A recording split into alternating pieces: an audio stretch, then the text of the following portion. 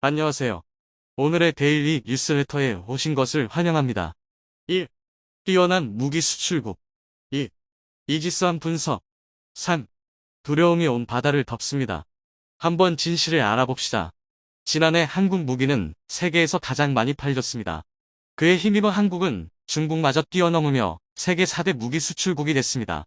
그러면서 한국의 무기는 외신들에 많이 소개됐고 해외 군사 전문가들은 일제히 한국 무기에 대한 저마다의 견해를 담은 분석을 영상으로 편성하거나 블로그에 글을 올리고 있습니다.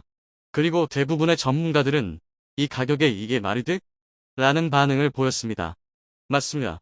한국 무기는 이 가격에 말이 되고 있습니다. 때문에 세계에 잘 팔리고 있는 거죠. 전 세계 자주포 시장의 50% 이상을 장악하고 있는 K9 자주포를 예로 들면 대당 가격은 약 40억 원 수준입니다. 여기에 탄약 고급 장갑차인 K10과 세트로 팔아도 60억 원입니다. 물론 비싼 가격입니다. 하지만 K9과 경쟁하는 다른 자주포의 가격을 보면 절대 그런 생각은 들지 않으실 텐데요. K9 자주포에 대항하는 독일의 TZH-2000 자주포의 대당 가격이 얼마나 하는 줄 아십니까? 자그마치 180억 원입니다. 물론 성능이 조금 나은 건 사실이지만 3배나 되는 가격만큼 성능에서 큰 차이가 나는 건 아닙니다. 그렇다 보니 많은 전문가들이 TZH-2000한 대살 돈으로 K9 자주포 3대를 사는 게 훨씬 이득이라고 말합니다. 그게 맞습니다. K9 자주포는 2010년 연평도 포격 사태 당시 적포탄이 떨어지는 상황에서도 대응 사격을 하면서 안정성을 인정받았습니다. 반면에 TZH-2000은 2016년 노르웨이 정부의 동계 필드 테스트에 참가한 2대가 모두 고장이 나서 중도 탈락해버렸습니다. 심지어 K9 자주포도 같은 테스트를 받았는데 가볍게 통과했습니다. 때문에 수많은 국가에서 현재 TZH-2000보다는 한국의 K9 자주포를 선택하게 된 것입니다. 그리고 육상의 다른 무기 역시 마찬가지입니다. 값비싼 미국, 독일, 중국, 프랑스 등의 전통의 무기 강대국들 무기보다 우리 한국의 무기를 해외에서 많은 선택이 이뤄지고 있습니다. 역시 싸고 질이 좋기 때문이죠. 그러면 과연 육상 무기만 그럴까요? 실질적으로 전 세계 군사력은 해상에서 나온다고 합니다. 농구에서 리바운드를 제압하는 자가 경기를 제압한다라는 말이 있다면 이 전쟁에서는 바다를 제압하는 자가 전쟁의 승패를 좌우한다라는 말이 있습니다. 이건 역시 실제 그렇죠. 과거 2차 세계대전 당시 미국이 진주만에서 일본의 기습 공습을 당해 엄청난 피해를 입었지만 이후 미드웨이 해상 전투에서 일본을 압도하면서 전쟁의 승기를 잡았습니다. 매우 유명하니 다들 아실 겁니다. 그런데 한국은 세계에서 해상 전투가 그리 강하다고 평가받지는 못했습니다.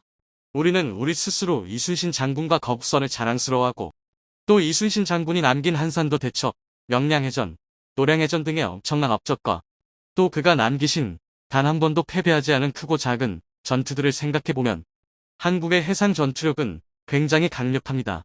하지만 역사적으로 태양이 지지 않는 나라 영국의 해상 전투력이나 무적한데 스페인 또 2차 세계대전에서 미국에 대패하기 직전까지 일본의 해상 전투력은 세계 최고의 소리를 듣고 있습니다. 또한 현재는 세계 최고의 패권국인 된 미국 역시 태평양을 비롯해 전 세계 바다를 누비고 있습니다. 자유롭게 바다를 오갈 수 있기 때문에 세계 최고의 패권국이 된 것이기도 하죠. 이에 도전하는 중국이 현재 남중국해를 시작으로 조금씩 그 세력을 확장하려 하지만 역시나 세계 최강대국 미국에 비할 바는 아닙니다. 그 정도로 이 바다라는 무대는 세계 패권에 도전하는 국가라면 다 한 번씩 탐을 낼 수밖에 없는 것이죠. 그만큼 이 바다가 중요하기 때문입니다. 그런데 현재 이 바다에서도 우리 한국이 조금씩 영향력을 내기 시작한 것입니다. 폴란드, 노르웨이, 이집트, 사우디, 아랍에미리트 등 수많은 국가들이 한국의 육상 무기를 사들인과 동시에 한국 무기는 전 세계 군사 전문가들을 통해서 소개됐다고 앞에서 말했는데 이와 함께 한국의 육해, 공의 모든 무기들이 현재 군사 전문가들을 비롯한 전 세계 외신들의 관심사가 되었습니다.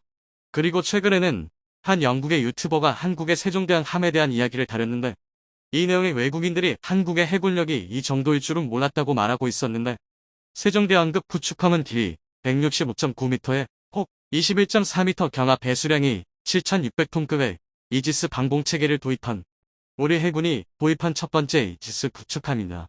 선체는 미국의 알레이 버크급 구축함과 비슷한 형상을 지녔지만 독자적인 설계로 제작되었는데요.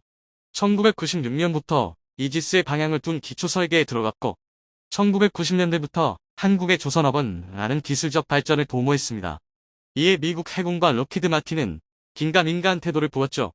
당시에도 한국의 조선업은 꽤 규모가 있었기 때문에 불신하지는 않았으나 한국은 그때까지만 하더라도 현대적 군함을 만든 적은 없기 때문입니다. 더구나 이지스 체계? 우리 국민들은 그게 뭔지 그때까지만 하더라도 알지도 못했습니다. 그런데 무려 건조비에만 1조 원을 투자했다고 하니 한국 내에서도 저게 뭔가 싶은 반응이 흘러나왔었죠. 때문에 논란이 참 많았지만 초도할 세종대왕함이 2008년 12월 22일 취역되었습니다. 그리고 최근 지금으로부터 약 2달 전 영국의 웨폰 디텍티브에서 13분짜리 세종대왕급 구축함에 대한 자세한 분석을 다루었는데요. 해당 내용을 살펴보자면 한국의 세종대왕급 구축함은 아시아 태평양 지역에서 가장 중요한 해군 자산 중 하나입니다. 대한민국은 이미 이와 같은 등급의 함정을 3척 보유하고 있으며 2022년 7월에 4번째 함정을 진수했습니다. 또한 5번째와 6번째 함정이 계속해서 진행되고 있습니다. 그리고 세종대왕급 구축함은 한국의 해군의 가장 크고 전투 능력이 뛰어난 구축함입니다. 심지어 이 분야에서는 중국과 일본보다 뛰어나죠. 또한 이 한국의 구축함을 분석하면 한국의 안보 문제에 다가갈 수 있는데 1970년 후반에 이르러 한국의 산업 역량과 경제 호황을 맞아 바다를 개방하는 것이 한국의 매우 중요한 문제였는데 이에 당시 한국 대통령은 자주 국방에 대한 포부를 드러낸과 동시에 국내 해군의 첫 번째 KDX 프로그램이 진행됐고 첫 번째 단계로 KDX 1급으로 알려진 관개토 대왕급이 시작됐습니다. 또한 1998년 독도를 둘러싼 위기로 인해 한국 정부는 태평양 일대에서 역량을 강화하기로 결정했지만 IMF 외환 위기 사태로 속도가 둔화되었습니다. 그럼에도 불구하고 한국은 2000년대 초반에 KDX II급으로도 잘 알려진 충무공 이순신급 구축함을 취역했습니다. 하지만 한국은 이지스 구축함이 필요했고 결국 세종대왕급이 이를 충족시키기 위해 설계가 되었습니다. 그리고 일본 함인 세종대왕함이 2006년 5월 20일 건조되어 2007년 5월 25일 진수됐고 2008년 12월 22일 취역하였습니다. 이후 2번 함 은봉이, 3번 함 서해르성 등 함이 각각 2010년과 2012년에 취역됐으며 이후 추가로 3척의 함정을 발주했습니다. 또한 세종대왕급 구축함은 기존 4기의 가스터빈 엔진으로 연비와 소음을 줄였고 선체 설계는 미국의 알레이 버크급 구축함을 기반으로 하지만 더 많은 미사일을 수용하기 위해 약 10% 확대가 되었습니다. 또한 일본과 미국의 상대 구축함보다 32개 더 많은 수직 발사 시스템스를 가지고 있습니다. 더 무거운 중국의 타입 05급 구축함보다 더 많은 미사일을 탑재하고 있기에 전문가들은 세종대왕급을 순양함으로 정의합니다. 실제로 미국의 타입 콘데로 가급보다 더 크고 전투력이 뛰어나고 세종대왕급과 알레이 버크급의 선체 설계의 또 다른 차이점은 호수선 모양입니다. 또한 세종대왕급의 인원은 약 300명이며 배의 길이는 165.9m 폭은 21.4m이며 표준 배수량은 7,650톤이며 만재 배수량은 약 10,000톤입니다.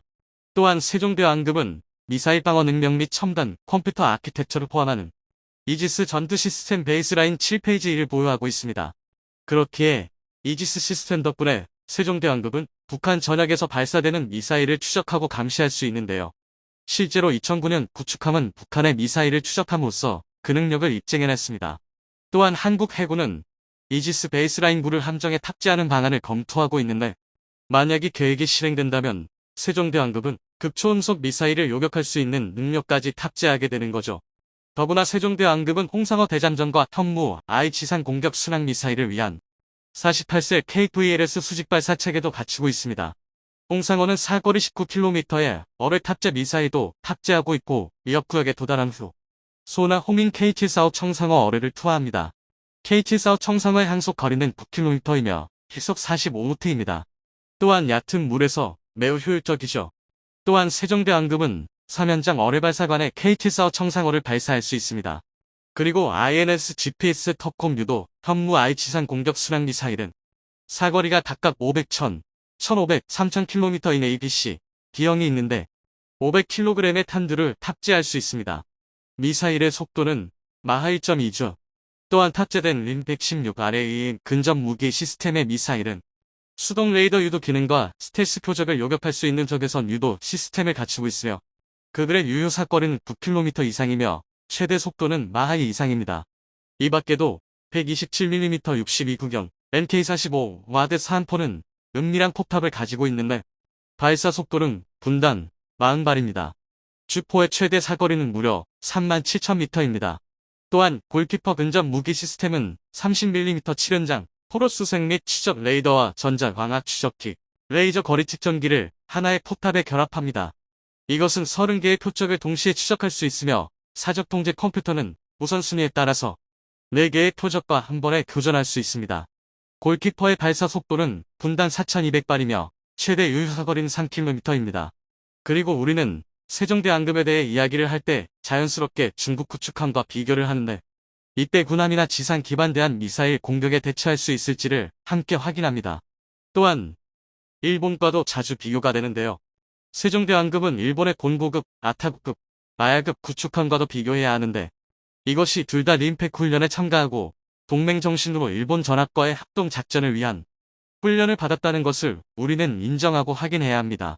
또한 북한이 탄도미사일 시험을 할 때마다 만일의 사태에 대비하기 위해 한국은 이지스함을 즉각 출동시키는데 세종대 왕급은 처음에는 일본을 상대로 설계되었지만 공식 성명에 따르면 이제는 중국, 러시아, 북한 측에 대한 미국 주도 동맹의 필수적인 부분이 되었습니다. 그리고 여기서 말한 것처럼 한국의 세종대 왕급 구축함은 세계 수준이죠. 더구나 과거 한 군사 전문가가 본인의 블로그에 세계에서 가장 강력한 구축함이라는 주제로 세계 10대 구축함 순위를 매긴 적이 있는데 이때 일본, 중국, 미국의 함정보다 한국의 세종대왕급이 최고 수준이며 당당히 2위의 이름을 올렸습니다.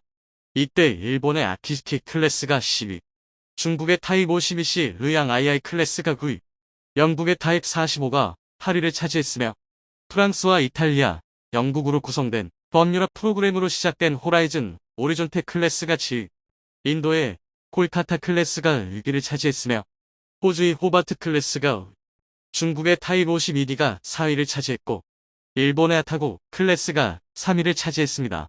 그리고 2위는 미국의 알레이 버크 클래스가 차지했으며 1위는 일본, 중국, 영국, 프랑스, 이탈리아, 인도까지 모든 전 세계 강대국들을 뛰어넘은 우리 한국의 세종대왕함이 차지했습니다. 그러면서 왜 이런 순위가 나타나게 됐는지 자신의 견해도 전했는데요. 한국은 유럽과 미국의 조선산업과 경쟁하고 능가할 수 있는 거대한 조선산업을 가지고 있습니다. 이 배들은 고작 2년 만에 건조됐고 만재 100,000톤의 거대한 배수량을 제공하는 세계 최대의 구축함입니다. 알레이 버크 설계를 기반으로 하는 이 제품은 순항 미사일 방어에서 1500km 떨어진 지상 목표를 공격과 고강도 대잠전의 1위까지 기본적으로 모든 임무를 수행할 수 있는 센서와 무기 체계를 갖추고 있습니다. 이 세종대왕 함은 앉은 자리에서 북한 해상과 수상한 등 영토 깊숙한 목표물을 모조리 제거할 수 있는 강력함을 지니고 있습니다. 강력한 온보드 레이더는 종종 북한의 미사일 발사를 추적하는 데 사용되기도 합니다. 물론 단점이 없는 건 아닙니다. 특히 보조 몰륨 검색 레이더가 없다는 것을 꼬집었지만 사실 이 세종대왕 함은 해외 전투용이 아니라 본토 방어를 위한 것이고 군이 작전상 필수품이 아니기 때문에 이 역시도 큰 단점이 아니라는 것이죠. 물론 얼마 전에도 중국이 더 크고 대단한 구축함에 항공모함까지 건조하고 있어 이 순위가 바뀔 수는 있지만 우리 한국 역시 현재 계속해서 발전을 꾀하고 있기 때문에 별로 신경 쓸 문제는 아니고 배건조 기술 자체는 우리 한국의 세계 최고 수준이기에 앞으로 한국의 바다는 점점 더 탄탄해질 것입니다. 실제로 한국은 최강 이지스함이라고 불리는 정조대왕함이 지난해 7월 28일 진수되었습니다. 앞서 언급된 세종대왕함과 율02함, 서해를성용함 세 척이 도입되는 사업을 배치원이라고 불렀는데 정조대왕함은 배치2로 크기가 더 커졌습니다. 기존에는 병합 배수량이 6,700톤급이었다면 이번에는 처음으로 8,200톤급으로 바뀌었고 길이 170m의 최고 속도가 30노트에 달하며 이 역시 이지스 세트에 도입되었습니다. 또한 VLS는 총 88셀로 해군 단거리 함대공 미사일과 현무3 순항 미사일, 홍상어 대잠 로켓, 해성 전술함대지 미사일 등을 장비할 수 있는 KVLS-IO의 16셀, 함대지 탄도 유도탄 등 대형 무장을 탑재한 KVLS-II가 24셀 여기에 더해 SM2, SM3, SM6을 적재할 41VLS가 48셀로 128셀의 세종대왕급에 비해 크게 줄었지만 오히려 세종대왕급보다 VLS 차지 공간이 더 크고 셀 내부 용적이 2배가량 증가해 전세계를 놀라게 만들었습니다. 무엇보다도 이 역시 우리나라에서 독자적으로 설계하고 건조했다는 점이 가장 놀라운 일이죠. 때문에 계속해서 한국이 독자 기술력을 발휘해 이런 최첨단 강력한 무기를 설계부터 완성까지 해버리니 전 세계는 놀라고 있습니다. 대한민국과 북한의 극단 대치가 이뤄졌는데요. 특히 오전 11시부터 오후 3시까지 4시간에 걸쳐 북한 공군의 각종 전투기 180대가 출격해 우리를 위협했습니다. 이에 우리 공군은 F-35A를 비롯한 각종 전폭기를 출격시켜 북한에 대응했습니다. 그러나 북한은 도발을 멈추지 않았습니다. 우리 합참과 주한미군에 따르면 북한이 발사한 탄도미사일 3발을 확인했고 그중 한 발이 울릉도 인근에 나타나서 울릉도에 공습경보가 울리기도 했습니다. 그리고 총참모부 명의로 자신들이 울산 앞바다를 향해 순항미사일 2발을 발사했다고 주장했습니다. 이 소식에 대한민국이 발칵 뒤집혔습니다. 만약 북한의 주장이 사실이라면 우리 군이 북한의 미사일을 탐지 못했다는 이야기이기 때문입니다. 그런데 다행인 것이 북한의 이 주장은 거짓입니다. 북한이 순항미사일을 착탄시켰다고 주장하는 울산 앞공에는 한미일 3국의 감시가 집중된 경계 수역으로 이 지역에서 북한이 우리 몰래 미사일을 착탄시켰을 가능성은 사실상 제로에 가깝습니다. 하지만 그렇다고 북한의 도발을 가볍게 넘겨도 될 만큼 단순한 일은 아닙니다. 최근 한 달간 북한이 벌인 무력 도발은 중국과 러시아의 적극적인 지원으로 벌어진 일입니다. 그래서 규모와 수준에서 이전까지와는 차원이 다른 무력 시위가 매일 벌어지고 있는 것입니다. 이는 달리 말해 앞으로 중국과 러시아의 독재 정권이 무너지지 않는 한 북한이 대한민국에 가할 수 있는 위협의 강도가 점차 세지면 세졌지 절대 약해지지 않을 것이란 뜻입니다. 따라서 우리 군 역시 강력해질 북한군에 맞서 충분한 전력을 확보해야 할 필요성이 더욱 대두됐습니다. 그 중에서도 특히 이번 대치에서 큰 역할을 한 공군 전력 강화가 시급합니다. 단순히 전술기를 확보하는 것뿐만 아니라 각종 지원기 전력을 강화하고 작전 레벨이 전술 공군인 우리 공군을 어떤 작전이든 독립적으로 수행할 수 있는 전략 공군으로 업그레이드 해야 하는데요. 오늘은 사상 초유의 남북 공중대치와 한국 공군이 앞으로 나아가야 할 방향에 대해 알려드리겠습니다. 지금 전 세계가 불바다입니다. 2월 24일 시작된 우크라이나 전쟁을 계기로 온 세계의 분쟁이 활화산처럼 폭발하고 있습니다. 우크라이나 전쟁으로 우크라이나산 곡물이 끊기면서 최악의 기아에 직면한 아프리카는 물론이고 세계 패권 경쟁 구도에서 미국과 러시아가 빠지면서 여기에 생긴 힘의 공백으로 인해 중동은 지역 강국 간의 충돌과 더불어 시민혁명으로 인한 내전으로 번지고 있습니다. 또 소련 시절 엉터리로 짜인 국경으로 인해 충돌이 벌어지고 있는 중앙아시아에서는 또 다른 전쟁의 기운이 감돌고 있습니다. 뿐만 아니라 벌써 2년 차에 접어든 미얀마 시민혁명 등 온 세계가 전쟁의 도가니에 들어서고 있습니다. 심지어 현재를 기준으로 1990년대 동남부 유럽을 피로 물들였던 유고 내전의 최대 격전지 코소보에서 세르비아와 코소보의 군사 갈등이 격화되고 있습니다. 솔직히 이쯤 되면 세계대전이 아닌가 싶기도 합니다. 그러나 국제 정치학자들은 세계대전이라는 말을 하고 있지 않습니다. 그 이유는 세계에서 가장 큰 화약고가 폭발하지 않았기 때문인데요. 그곳은 바로 동북아시아입니다. 그도 그럴 게 동북아시아 각국이 지난 수십 년간의 군비 경쟁으로 육성한 군대는 정말 무시무시합니다. 러시아의 몰락으로 이제는 명실상 부한 세계 2 군사 강국이 된 중국이 있고 군대가 아니라고 주장하지만 세계 어느 나라의 군대와 비교해도 손색이 없는 강군인 자위대를 보유한 일본, 그리고 틈만 나면 핵을 쏘겠다며 미사일과 포탄을 난사하는 미치광이 북한과 그런 북한을 대적하기 위해 미국을 제외하면 사실상 서방 최강의 육군 전력을 유지하고 있는 대한민국 등 현재 동북아의 국가 중 군사적으로 만만히 볼 나라는 단 하나 없습니다. 심지어 중국이 언제든 부술 수 있다고 취급하는 대만의 군대조차 전 세계 국방력의 상위 10%에 충분히 드는 강군입니다.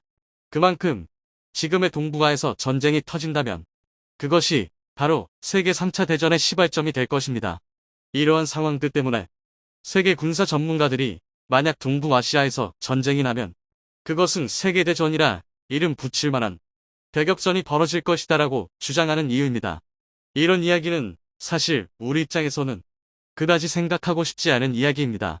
그러나 우리의 바람과는 반대로 날이 갈수록 동북아 대전의 가능성이 올라가고 있습니다. 이번 3연임에 성공한 시진핑은 중국 내부의 불만을 돌릴 타겟으로 대만 침공을 노골적으로 준비하고 있으며 이를 저지할 대한민국을 견제하기 위해 뒤로 북한을 지원하면서 군사적 긴장이 급속도로 고조되고 있습니다. 이에 우리 군도 경계태세를 강화한 채 사태를 예의 주시 중인데요. 그 증거가 한미연합공군의 대비태세를 점검하는 연례훈련인 비질런트 스톰입니다. 비질런트 스톰 훈련은 한반도 전시작전 준비훈련으로 펜5를 대체한 훈련입니다.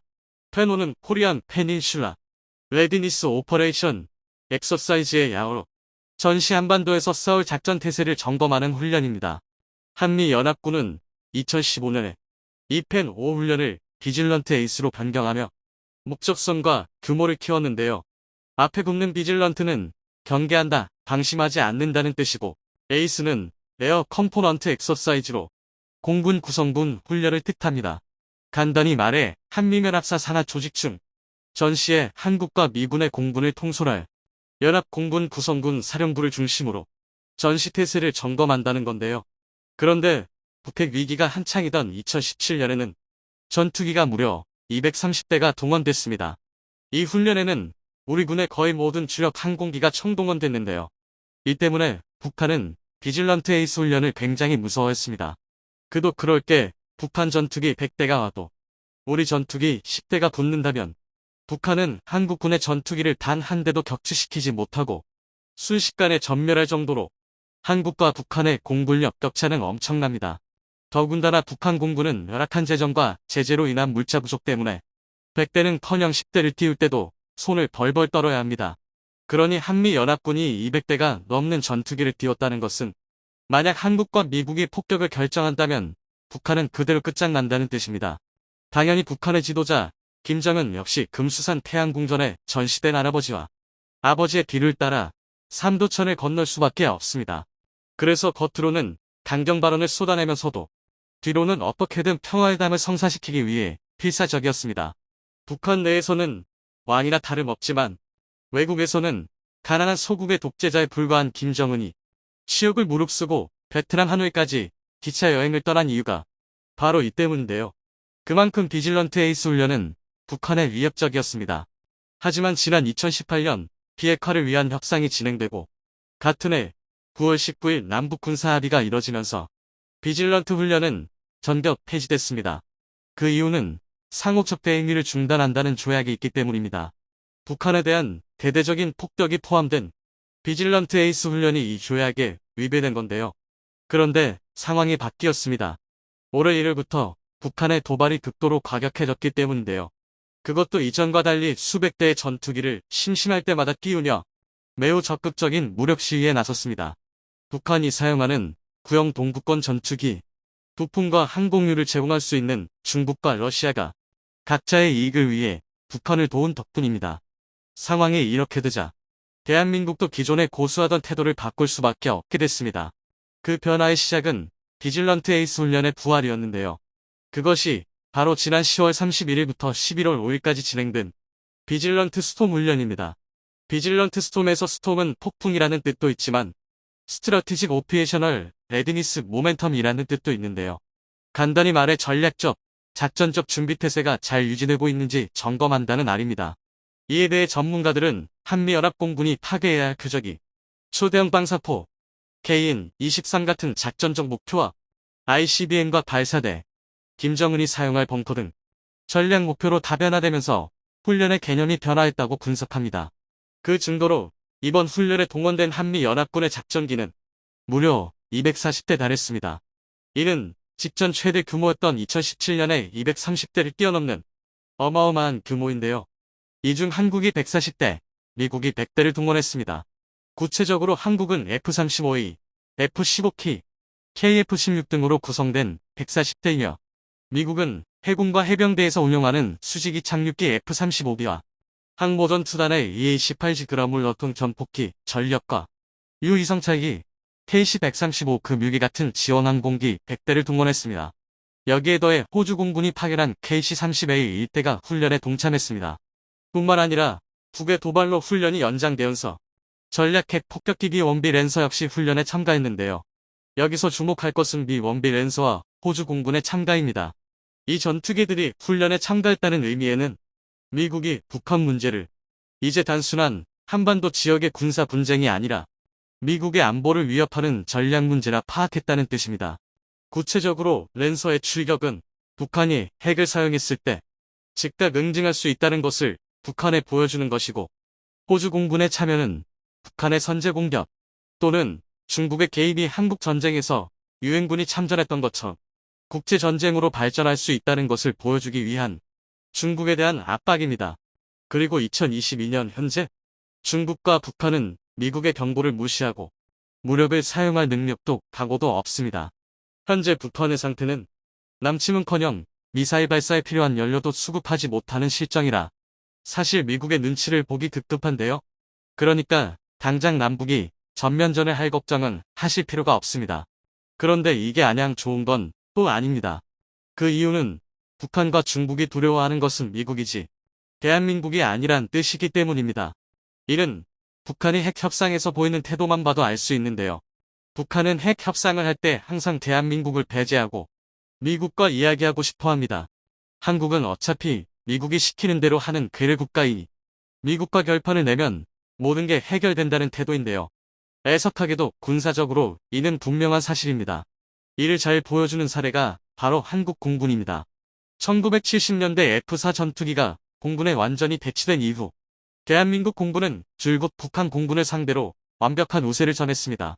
그리고 1980년대에 F-16이 도입되고 1990년대 KF-16이 라이선스되면서 이 격차는 도저히 메울 수 없을 정도로 크게 벌어졌습니다.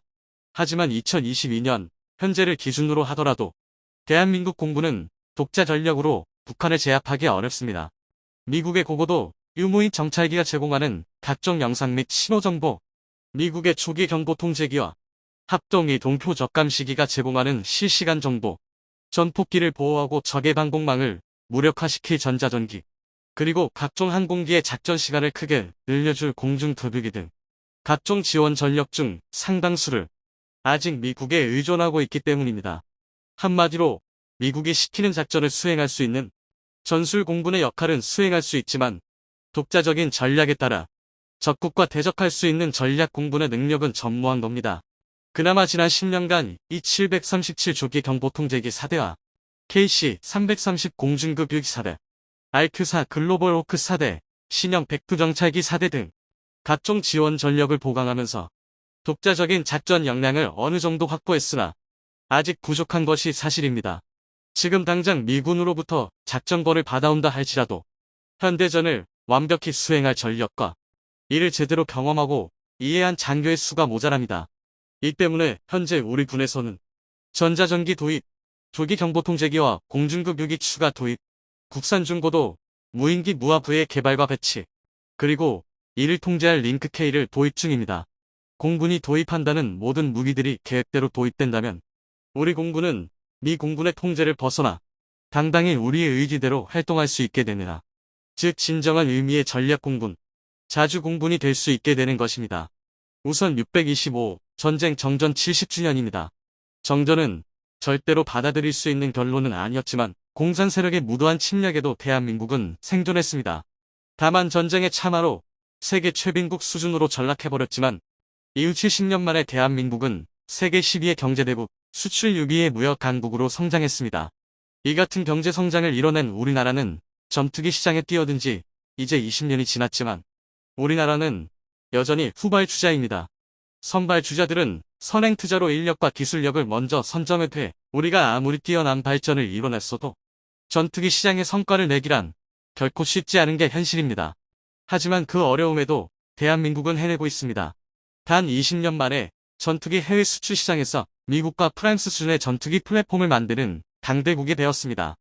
20년 전 방위산업 세계 순위 4위를 기록하던 이탈리아는 현재 6위로 하락했으며 세계 순위권에도 없었던 한국은 8위로 그 뒤를 바짝 쫓고 있습니다. 이러한 극명한 결과가 나타난 이유는 수출 물량의 차이로 분석됩니다. 이탈리아의 수출 물량 감소는 이탈리아 방위산업체를 계속 취약하게 만들고 있으며 반대로 한국은 수출 물량 증가로 방위산업체를 더욱 막강하게 만들고 있죠. 이러한 대한민국 방위산업의 진격은 올해에도 이어질 전망입니다. 세계 무기시장의 추이를 분석해온 스톡홀름 국제평화연구소에 따르면 지난해까지 5년간 세계 방산시장에서 우리 방산은 8위를 기록했습니다. 부동의 1위는 미국으로 세계 시장의 39%를 차지했으며 2위는 냉전 시절부터 미국의 호적수인 러시아가 19%입니다.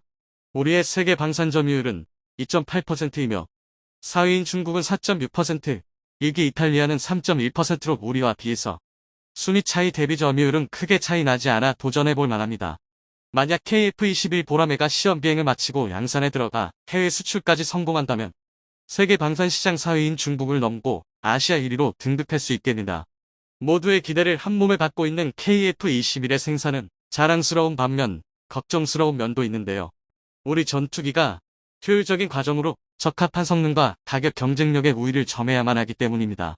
미국산 무기에 잠식되지 않고 대한민국이 무기 종속국에서 벗어나 독자적인 무기 플랫폼 보유국으로 등극하기 위해선 해외 수출 성공이 필수적인 부분입니다.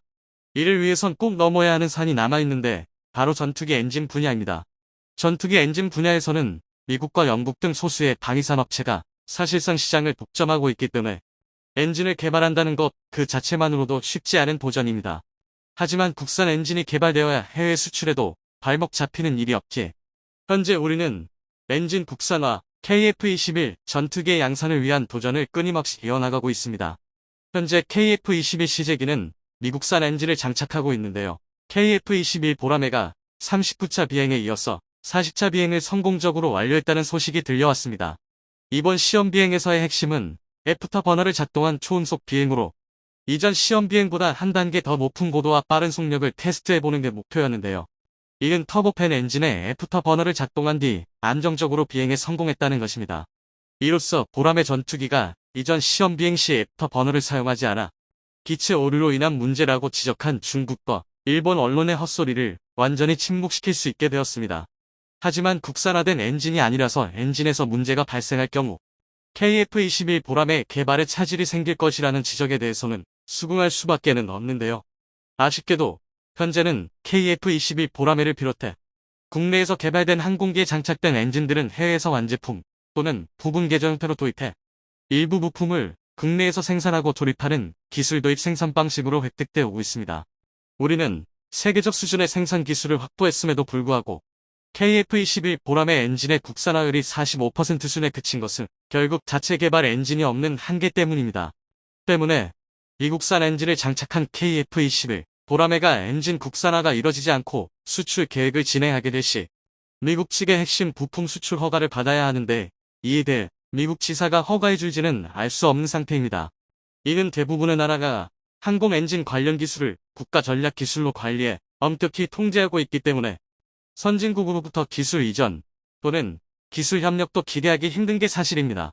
미국의 경우 무기수출동제법, 수출관리법을 통해 엔진 기술을 보호하고 있으며 미국의 엔진이 사용된 제품, 장비 등은 미국의 승인 없이는 제3국으로 이전될 수 없다 명시하고 있습니다. 따라서 KF-21 보라매를 포함해 미국 엔진이 적용된 우리 항공기를 수출하려면 미국으로부터 수출 면허를 받아야 하며 만약 허가를 해준다 할지라도 엄청나게 물리한 조건이 따를 거로 예상됩니다.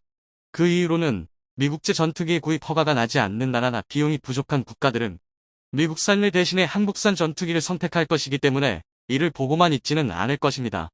이처럼 국산 엔진의 부재는 언제든 발목 잡힐 수 있는 빌미를 제공해주는 꼴이나 마찬가지라서 우리의 완전한 자주국방 및 방산 수출에 걸림돌이 될 수 있습니다. 그래서 현재 우리 개발진들은 전투기 엔진 국산화를 위한 연구에 더욱 박차를 가하고 있는데요. 예정으로는 2030년이면 미국산 엔진을 사용하지 않고 국내산 엔진을 단 KF-21 보라매를 보게 될 전망입니다. 현재 KF-21 전투기에 탑재될 2만 파운드급 터보팬 엔진과 스텔스 무인 전투기 가오리 탑재될 8,000 파운드급 엔진에 관한 국산화 연구 개발이 진행 중에 있는데요.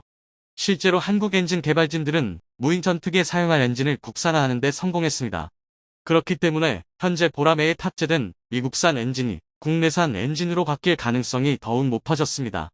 이는 첨단 전투기 개발을 선언한 지 23년 만에 우리 군이 주력으로서의 최신의 전투기의 독자 개발 성공에 청신호를 켠 기념비적인 성과입니다. 현재 전투기 개발 능력은 한 나라의 기술력과 국력을 말해주는 가능자로 평가됩니다. 그중 전투기의 심장으로 불리는 엔진은 전투기의 성능과 안전성을 좌우하는 핵심 요소입니다.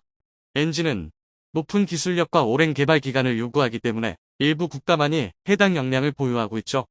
이런 이유로 영국, 일본, 중국 등 여러 나라가 정부조와의 엔진 기술 개발에 힘쓰고 있습니다. 그래서 세계 방산 시장에 전례 없는 활황과 K방산이 세계적 주목을 받고 있는 지금, 정부는 좀 더 적극적이고 신속하게 항공형 엔진 개발 사업과 관련 핵심 기술 개발을 추진해야 한다 봅니다. 최근 하나에어로의 발표에 따르면 국산 제트 엔진 개발은 약 25조 원에 이르는 생산 유발 효과와 함께 경제적 수출 효과도 기대된다고 평가했습니다. 특히 대한민국의 첨단 제조업의 기술력이 해를 거듭해 갈수록 상승한 성장률과 20년 동안 이룬 각종 성과를 비추어 보았을 때 전투기 엔진 국산화는 꿈이 아닌 현실로 다가올 것입니다. 그래서 2030년대 KF-21 전투기의 제트 엔진을 완전히 국산화시키려는 거대한 프로젝트를 성공해낸다면 대한민국은 초음속 스텔스 전투기 수출국으로 자리매김할 수 있게 될 것입니다.